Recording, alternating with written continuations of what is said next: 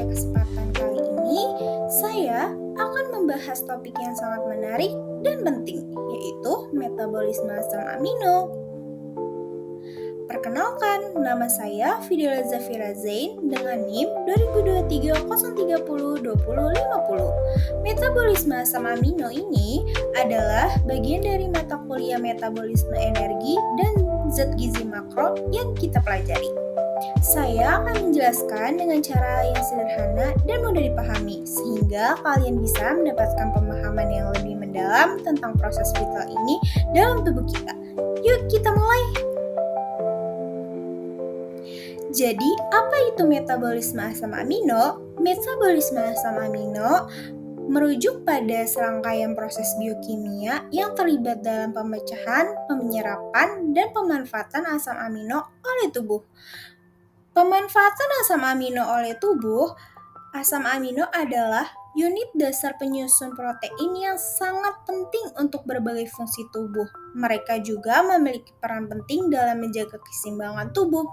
Fungsi utama asam amino ada 3, yaitu penyusun protein tubuh. Protein merupakan bahan dasar untuk pertumbuhan dan perbaikan jaringan tubuh. Yang kedua, sumber energi. Ketika tubuh kekurangan karbohidrat atau lemak, asam amino bisa diubah menjadi sumber energi alternatif loh. Yang ketiga, pembentukan molekul penting. Asam amino juga digunakan untuk membentuk neurotransmitter seperti dopamin dan serotonin yang berperan dalam fungsi otak, serta hormon-hormon penting lainnya.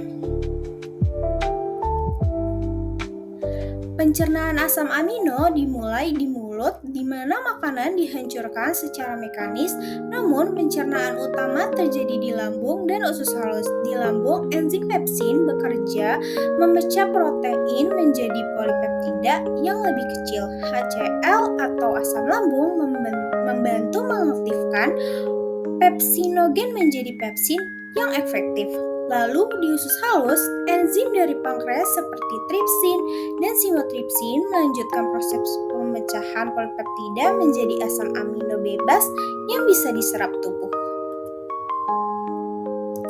Setelah proses pencernaan, asam amino diserap di usus halus, tepatnya di jejunum dan ileum. Proses ini melibatkan transportasi aktif yang memerlukan energi dalam bentuk ATP.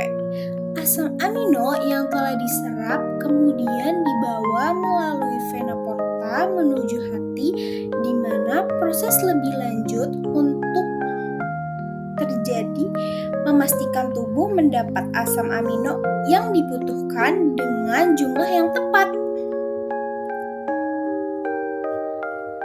Di dalam darah, sebagai besar asam amino beredar dalam bentuk bebas, siap digunakan oleh sel-sel tubuh. Hati berperan penting dalam mengatur distribusi asam amino ini agar tetap seimbang, menjaga homeostasis tubuh. Hati juga menyimpan, mendistribusikan, atau bahkan memecah asam amino sesuai dengan kebutuhan tubuh. Ini memastikan bahwa tubuh kita selalu memiliki asam amino yang cukup untuk menjalankan berbagai fungsi vital.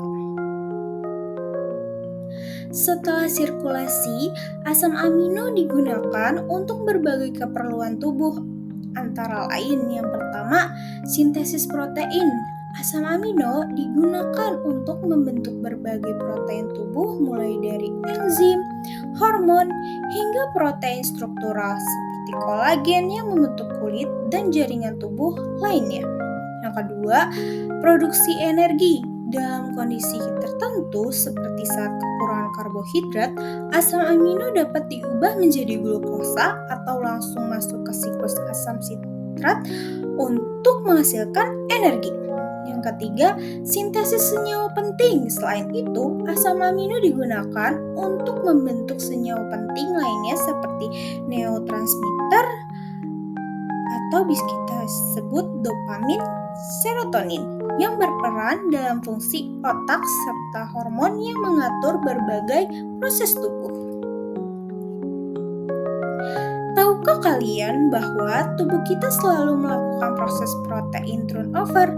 Ini adalah proses di mana tubuh secara konstan memecah dan membentuk ulang protein. Proses ini melibatkan dua tahapan utama. Yang pertama ada degradasi. Di sini protein yang sudah tidak berfungsi atau rusak dipecah menjadi asam amino bebas. Yang kedua ada sintesis. Asam amino yang bebas ini kemudian digunakan untuk membentuk protein baru yang dibutuhkan tubuh. Tujuan utama dari protein turnover adalah untuk mengganti protein yang rusak dan menyediakan energi bila diperlukan. Sayangnya, ada beberapa kondisi di mana metabolisme asam amino mengalami gangguan yang dapat menyebabkan masalah kesehatan serius loh, seperti fenilketonuria atau bisa disingkat menjadi PKU. Gangguan ini terjadi ketika tubuh tidak dapat memetabolisme asam amino fenilalanin karena kekurangan enzim fenilalanin hidroksilase. Akibatnya, fenilalanin menumpuk dalam tubuh dan dapat menyebabkan kerusakan otak serta gangguan perkembangan. Yang kedua, ada maple syrup urine disease atau disebut MSUD. Ini adalah gangguan metabolisme yang mempengaruhi pemecahan asam amino rantai cabang seperti leusin dan valin. Penyakit ini menyebabkan akumulasi asam amino tersebut dalam darah yang bisa berbahaya jika tidak segera ditangani. Sebagai kesimpulan, kita bisa menyimpulkan bahwa metabolisme asam amino adalah proses yang sangat penting untuk tubuh kita. Proses ini tidak hanya melibatkan pencernaan dan penyerapan asam amino, tetapi juga bagaimana tubuh menggunakannya untuk membentuk protein, menghasilkan energi, dan membentuk berbagai molekul penting lainnya. Namun, gangguan pada metabolisme ini bisa berakibat fatal bagi kesehatan loh, yang memerlukan perhatian medis dan pengelolaan yang cermat.